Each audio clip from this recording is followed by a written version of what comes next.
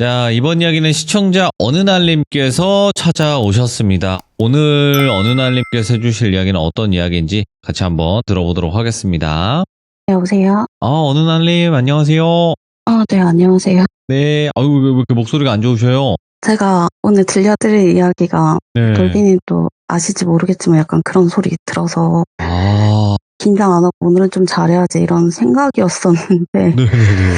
아, 긴장하실 필요 없어요. 항상 밝게, 처음에는 밝게, 이야기는 무겁게. 아시겠죠? 네, 오늘 좀 무겁게 하겠습니다. 알겠습니다. 그러면 바로 출발해보도록 하겠습니다. 렛츠고! 기리십니다. 어느 날이에요?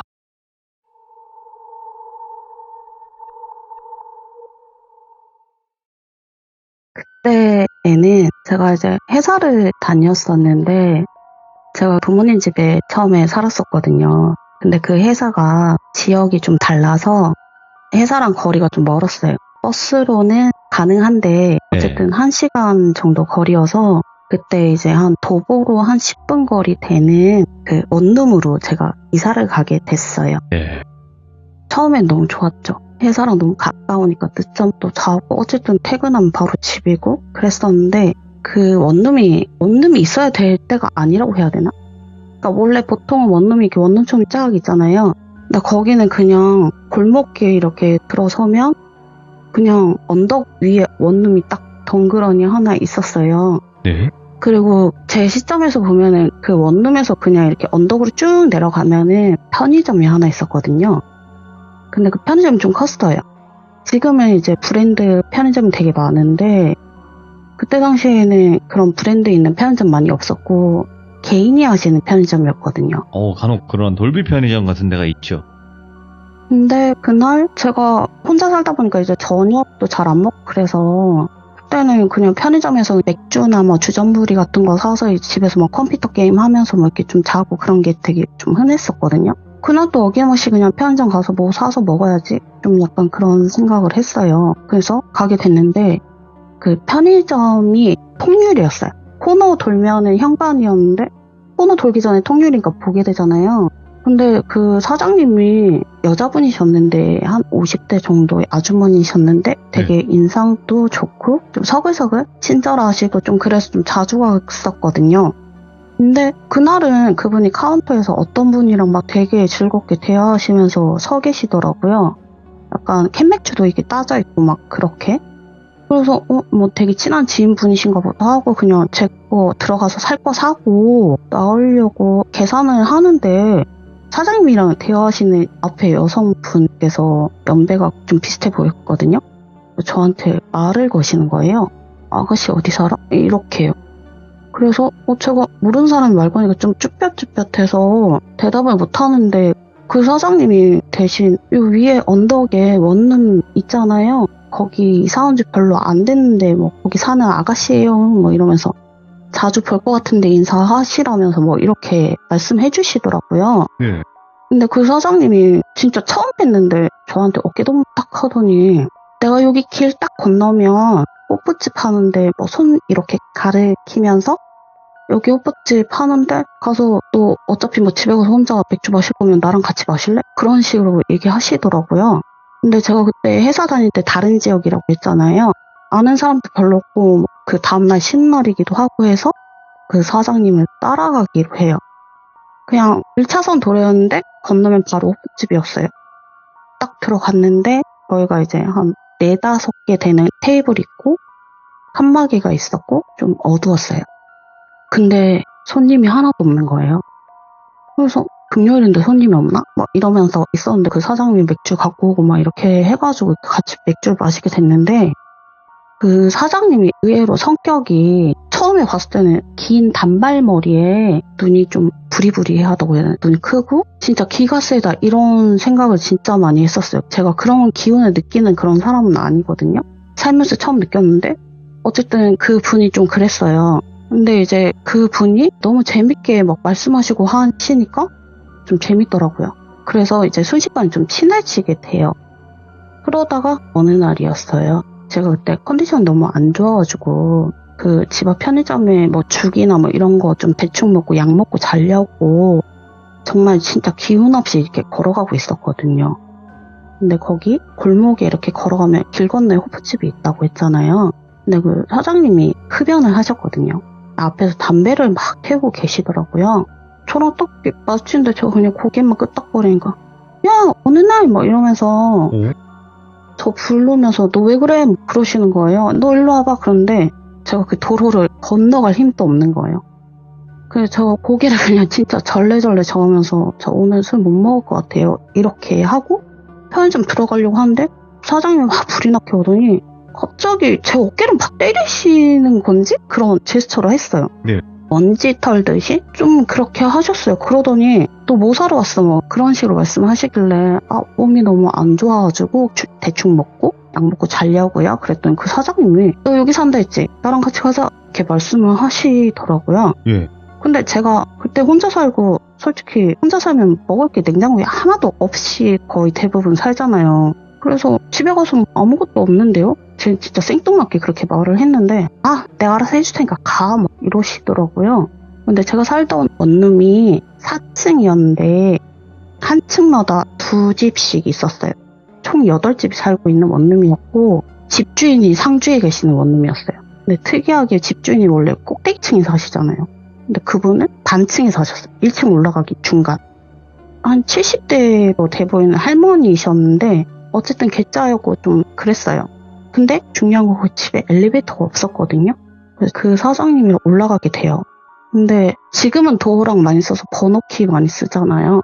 근데 그때 당시엔 열쇠키를 썼거든요. 열쇠를 따서 딱 집에 들어갔거든요.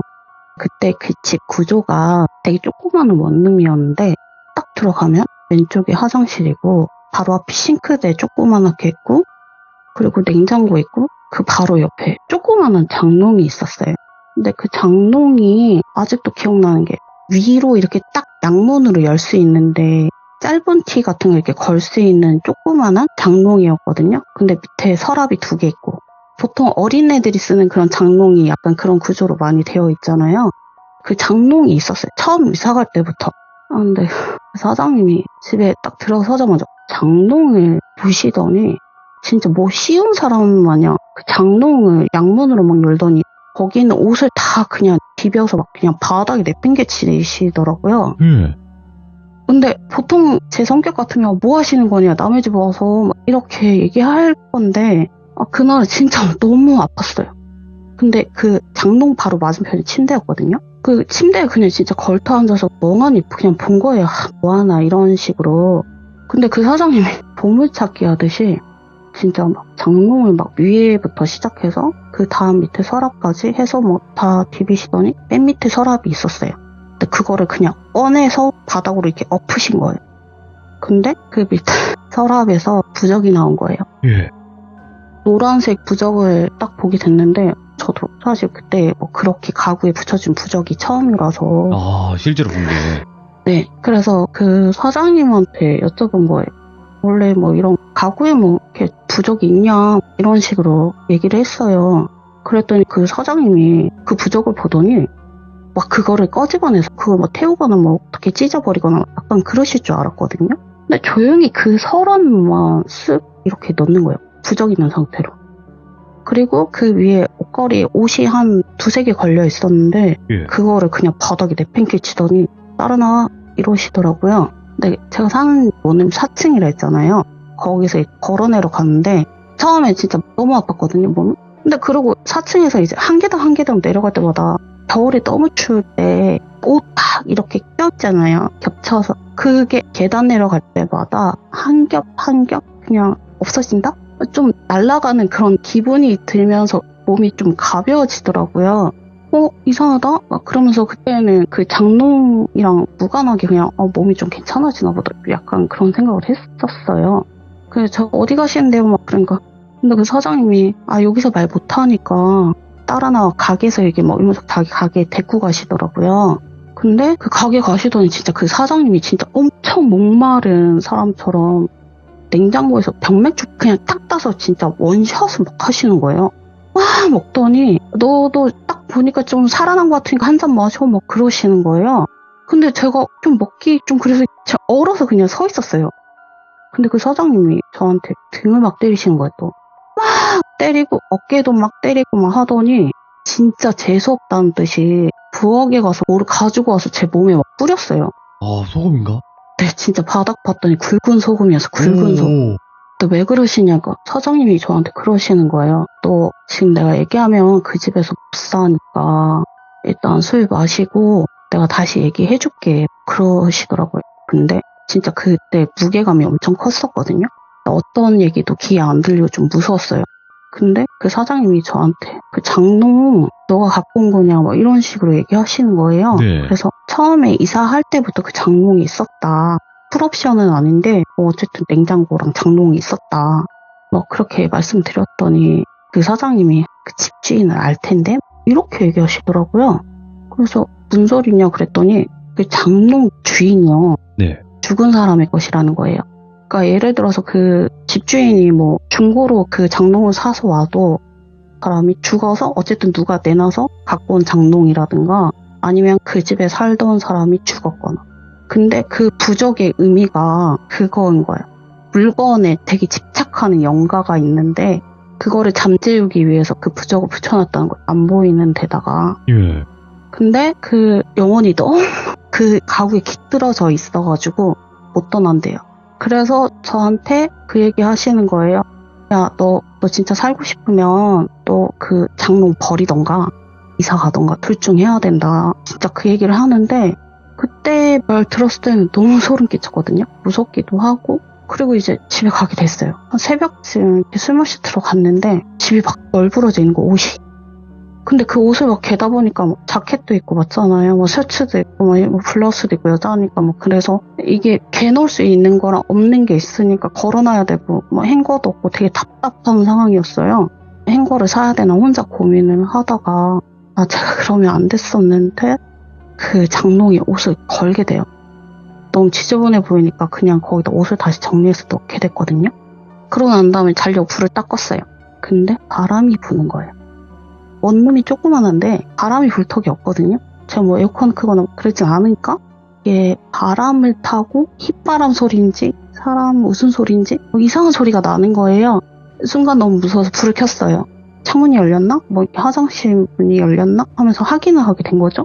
다 닫혀 있는 거예요. 근데 다시 불을 끄니까 또 그 소리가 나더라고요. 이렇게 바람 소리가 나는데 좀 이상한 기괴한 소리였어요. 잠을 못 자고 그냥 그 다음날 아침에 일어나게 돼요. 네. 너무 찜찜하니까 제가 집주인한테 가서 얘기해요. 장롱 이거 버리면 안 되냐. 네. 못 버리면은 보관해뒀다가 다음 계약하시는 분한테 줘라. 뭐 그런 식으로 제가 말을 했거든요. 근데 그분이 이거 사람 불러서 뭐 어쨌든 처리해야 되고 그럼 처리하게 되면 돈 또 들고 하니까 저한테 그러시는 거예요. 일단 그냥 불편하더라도 쓰고 진짜 쓰다가 진짜 정 불편하면 내가 어떻게 해주겠다 뭐 이런 식으로 무마하시더라고요. 그리고 시간이 좀 흘러요. 그리고 제가 그 신날에 또 호프집 놀러 가게 됐죠. 그날 그 사장님이 기분이 너무 안 좋아 보이셨어요. 문 열고 들어갔는데 등 돌리고 앉아 계시거든요. 손님이 하나도 없는 가게에서 혼자 앉아 계시는 거예요. 진짜 슬픈 표정. 오늘 너무 힘든 일이 있어가지고 그냥 간판불도 다 끄고 가게문도 닫고 혼자 술 먹으려 했는데 너가 안 내? 뭐 이런 식으로 하시면서 술을 한 잔 이렇게 먹자고 제안을 해요. 그래서 이렇게 먹게 됐죠. 되게 무거운 얘기가 오고 갔어요. 엄마 버리기도 하고 이모 버리기도 하는데 어쨌든 제가 겪지 못하는 그런 얘기들을 좀 많이 해주시니까 집중도 되고. 근데 그 술을 마시다가 그 사장님이 저한테 그 장롱 얘기를 하시는 거예요. 야, 너 그 장롱 처분 안 했지? 이런 식으로. 그래서 제가 그때 좀 술 기운에 도대체 그 장롱이 뭐길래 자꾸 그렇게 뭐라고 하시냐. 안 그래도 그런 얘기에서 신경 써서 그런지 제가 좀 약간 이상한 뭐 느낌도 들고 너무 무섭다 뭐 그런 식으로 얘기를 하게 됐어요. 근데 그 사장님이 야 그거 일반 장롱 아니고 진짜 죽은 영혼이 깃든 장롱이니까 이 부적의 힘으로도 안 내는 그런 억누를 수 없는 그런 장롱이면은 어쨌든 그거 어떻게 처분해야 된다. 진짜 심각하다. 이게 시일이 얼마 안 남았다는 식으로 말씀하시는 거예요. 너한테 시간이 별로 없어. 약간 이런 식으로. 그러더니 난 분명히 얘기했어. 이러면서 빨리 처분해라 막 그러시더라고요. 그래서 좀 선뜻했어요. 왜냐면 제가 잠도 못 자고 계속 소리 들렸다 했잖아요.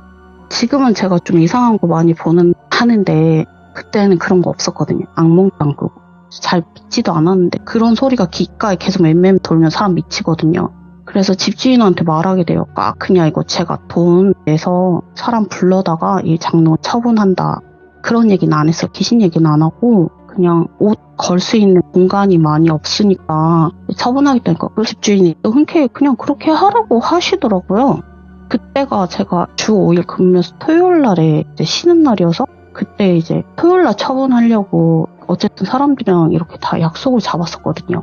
근데 그 전날 금요일 날에 제가 모임이 있었어요. 그때 이제 친한 사람도 많이 오고 하니까 모임을 엄청 열심히 나갔어요. 사람들이랑 친해지려고. 근데 그때 아무튼 새벽 6시까지 제가 술을 마셨는데 제가 술이 좀 셌어요. 어느 정도냐면 그냥 술 마시면 취한 애들 1명, 2명, 3명 이렇게 다 그냥 보내고 마지막에 제가 그냥 집에 가는 스타일이었거든요. 말짱하게. 그날도 어김없이 이제 집에 갔거든요.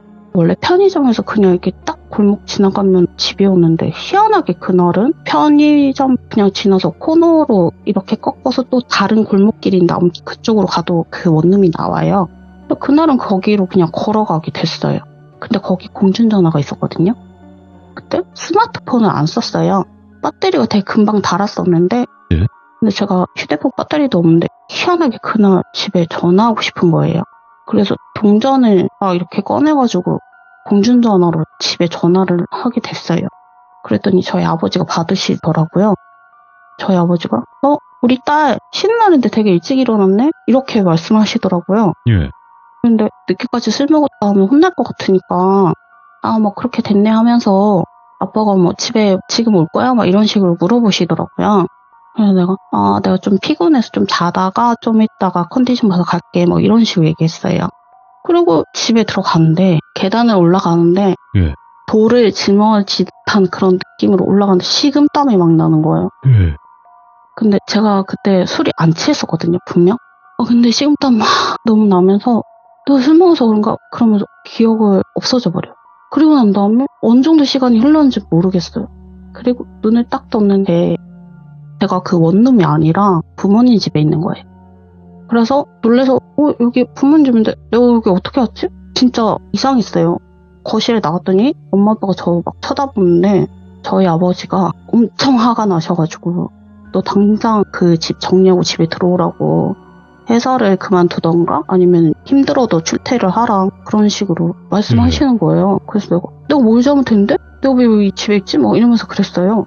근데 일요일 날에 저녁에 내가 원룸에 막 간다 그러니까 저희 아버지가 못 가게 막으시면서 그냥 월요일까지 자다가 출근하라 하시더라고요.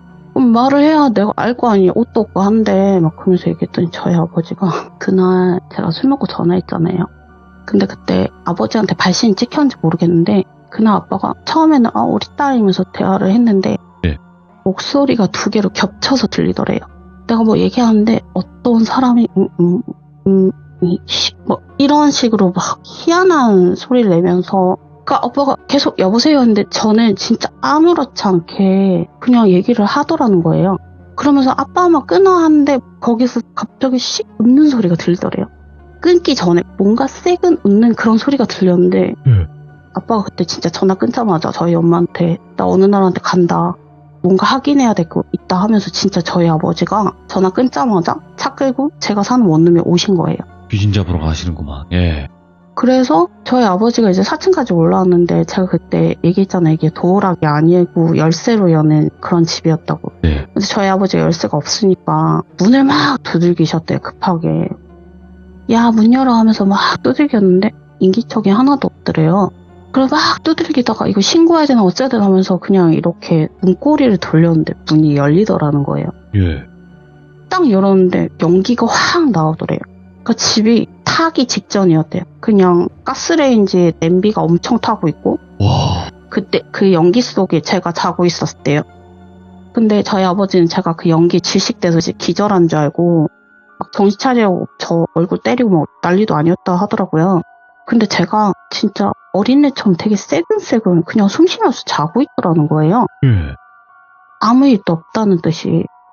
그래서 저희 아버지가 어쨌든 그 냄비를 싱크대에다 물에 담가놓고 저 들쳐업고 그냥 차에 실어서 집에 데리고 왔대요.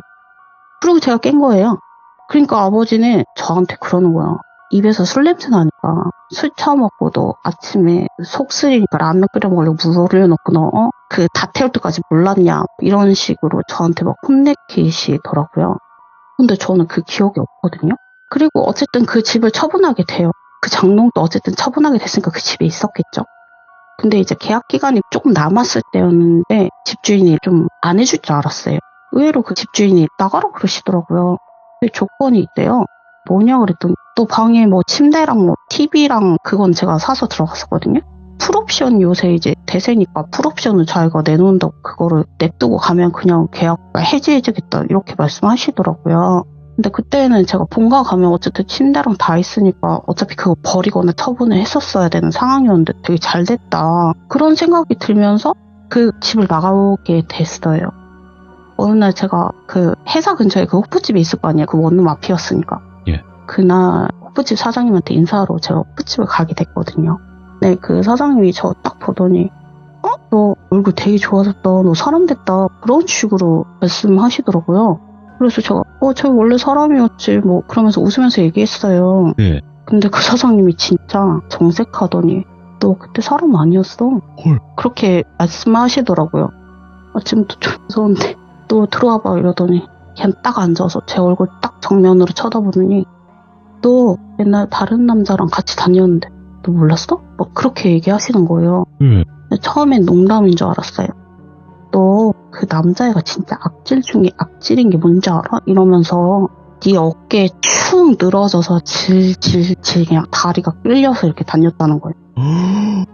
어느 날은 어깨에 걸터있고 어느 날은 머리에다 손 올리고 질질질 뭐 이렇게 계속 다녔다면서 그래서 내가 너 어깨 등 계속 때린 이유가 그러니까 그 사람이 제 어깨나 이런 게 때리면 그 형상이 사라졌다는 거예요. 근데 그분이 그런 얘기 하시는 거예요. 내가 이 가게에 왔을 때에 하시는 그 호프집 얘기하시면서 그때에도 여기 진짜 잡귀신 엄청 많았대요. 그 호프집에. 근데 자기가 기가 엄청 세서 그 잡귀신 다 이렇게 물리치고 자기가 꺼주대감이 닿다. 근데 귀신이 다 나쁜 귀신만 있는 게 아니라고. 자기한테 뭐 길잡이를 해주시는 그런 영가도 있고 뭐 그런 얘기 막 하시더라고요. 근데 자기가 뭐 기가 세서 그런지 자기가 잘못된지 모르는데 그 모든 귀신이 나가서 그 가게 손님이 없다는 거예요. 예. 그래서 자기가 이제 뭐 거기 1km 이내에 어떤 노래방 거기를 얻어가지고 그쪽으로 이제 이전하게 됐다 그러시더라고요. 저한테 그런 말씀을 하시길래 잘 됐다고 이제 오픈하면 연락 달라면서 막 그랬어요. 근데 그날은 그런 얘기 들으니까 너무 무서워서 그냥 술 안 먹고 집에 가려고 했었거든요. 네. 그 사장님이 저한테 너 그 귀신이 제일 무서웠던 게 뭔지 알아? 그러시더라고요. 그래서 제가 뭔데요? 그러니까 축 늘어져서 어느 날 진짜 아무 말도 안 하고 가만히 있다가 숫자를 세더라는 거예요. 그냥 예를 들어 49? 자 며칠 뒤에 막 놀러 가면은 32 그리고 또 한 며칠 뒤에 가면 19 이렇게 세길래 자기가 진짜 곰곰이 생각했대요. 왜 어깨를 터는데도 이 귀신이 있는데 왜 자꾸 숫자를 세지 막 이러면서 근데 그분이 생각해보니까 그거를 저를 데려가는 그 날짜를 세고 있었던 것 같다고 말씀하시는데 저 지금도 머리 지나는 느낌 들거든요. 예. 제가 진짜 그때 막 그런 바람 소리뿐만 아니라 머리치가 엄청 많이 났어요. 예. 이게 시도 때도 없이 찾아왔는데 이게 정수리에서부터 퍼지는 좀 그런 진한 느낌 들어서 솔직히 제가 그때 젊은 나이에 중풍이나 뇌졸중 막 이런 거 막 검색하고 그랬었거든요. 근데 그 이후에는 아무 일도 없었어요. 그래서 그 귀신이 정말 무서웠던 게 그 숫자 세는 귀신. 야. 어느 날. 그때는 사람이 아니었어. 네, 이것도 그때 소름 끼치고. 너무 무서웠어요. 얼마나 힘드셨을까 그때. 그걸 다 알게 되신 뒤에 더 소름이 끼치셨을 거 아니에요. 근데 더 소름 끼쳤던 거는 네. 그냥 그분이 다 알고 계셨는데 저한테 나중에 말씀해 주신 게 더 무서웠어요. 저는 사실. 근데 또 이제 그분의 입장에서는 사실상 이거를 막 그냥 귀신이다 뭐다 이렇게 함부로 얘기하기도 쉽진 않았을 거예요. 그랬을 것 같아. 왜냐면 뭐 이상한 취급을 당할 수도 있는 부분이 분명히 있으니까. 그게 처음에는 좀 안 믿었는데 네. 나중에 믿게 된 게 그 사장님이 네. 노래클럽을 여신 거예요. 노래방이 아니라. 네네네. 근데 제가 놀러 갔을 때 내가 진짜 길잡이해준 귀신 잘 만났다면서 막 흥이 나서 노래를 부르시는 거예요. 제가 놀러 갔을 때. 근데 제가 사실 노래클럽에 갈 일이 별로 없잖아요. 어리고 네. 하니까. 그냥 한 번 가고 그냥 말았었는데 나중에 연락 왔는데 그분이 건물주가 되신 거예요. 오, 예. 네, 그래서 진짜 귀신 있나? 막 그러면서 좀 그때 많이 느꼈어요. 그러니까 건물을 지어서 원룸에 네. 그냥 건물주. 지금도 엄청 잘 사시더라고요. 오늘 어느날님께서 해주신 이야기가 굉장히 추운 이야기예요. 이거 굉장히 추웠어요. 이야기 자체가 차가웠어요. 네. 네, 그만큼 무섭게 그때 당시의 상황을 잘 전달을 해주셨다라는 거라고 볼 수 있고 너무나 무서운 이야기가 아니었나 생각을 하고 어느날님께서 이런 일들을 겪는 게 또 몇 가지 더 있으실 수도 있다고 저는 생각을 하는데 그런 이야기가 있으시면 여기 와서 푸시고 그리고 또 다 한번 풀 털어내시길 바랍니다. 예, 마지막으로 네, 제가 돌비님한테 카톡 보냈는데 제가 요새 이상한 일 되게 많이 겪는다고 했잖아요. 맞아요. 예. 그래서 겁먹어서 좀 쉬겠다 하다가 그냥 뭐 어차피 보이는 거 그냥 할게요 하면서 이제 오늘 출연하게 됐는데 맞아요. 이거는 어느 날이 아니라 진짜 갑자기 생긴 일이라 이게 정리가 되면 제가 진짜 어느 날 아니고 안녕하세요 갑자기입니다 하고 이 얘기를 시작할 것 같을 정도로 진짜 무서운 그런 일을 겪고 있는데 다른 분들 사연 들어보니까 네네네. 시들모에 그 얘기를 하고 또 안 봤던 그걸 본다는 뭐 이런 거를 좀 많이 근데 듣게 됐어요. 저도 그래서 이게 이야기를 해서 다시 귀신을 보는 건가 이렇게 생각도 많이 했거든요. 근데 네. 지금까지 방송을 6년 정도 하면서 통계를 딱 냈을 때는요. 볼 사람은 그 보는 시기가 왔어요. 그래서 보시는 경우가 더 많더라고요. 그러니까 안 보다가 보는 시기가 온 거고 또 다시 안 보다가 또 보는 시기가 온 거고 이게 좀 그 중간에 텀이 있더라고요. 그래서 어느날님께서 어떤 상황을 겪는지 제가 듣기 전까지는 모르겠지만 일단은 너무 걱정하지 마시고 일단 한번 지켜보죠 상황을. 네, 뭐 네. 어느 날 이야기는 많으니까 알겠습니다. 일단 그거 하고 갑자기 이야기는 나중에 정리되면 말씀드릴게요. 오늘 어느날님께서 이렇게 찾아와 주셔서 정말 또 소름 끼치는 이야기 들려주셔서 감사드리고 항상 저는 말씀드립니다. 말씀하실 수 있을 때 그리고 그 상황이 될 때 이야기를 하셔야 되는 거예요. 아시겠죠? 네. 네, 판단은 본인이 꼭 하셔야 되는 거고요. 네. 알겠습니다. 감사합니다, 어느날님. 네, 굿밤 되세요. 네, 좋은 밤 되시길 네. 바라겠습니다. 네. 이야기가 참 춥습니다. 차가운 이야기였고 그때 당시 상황이 정말로 전달이 잘 되었던 그런 무서운 이야기가 아니었나 싶고요. 근데 그 귀신이 축 처져 있었다라는 것 자체도 굉장히 소름 끼치는 묘사예요. 그리고 그 숫자를 세는 것까지도 그래서 정말 어느날님께서 무서운 일을 겪으셨구나 그거를 알 수 있었던 또 실화 괴담이 아니었나 생각을 합니다. 시청해주신 모든 분들 항상 조심하시길 바라겠습니다. 감사합니다.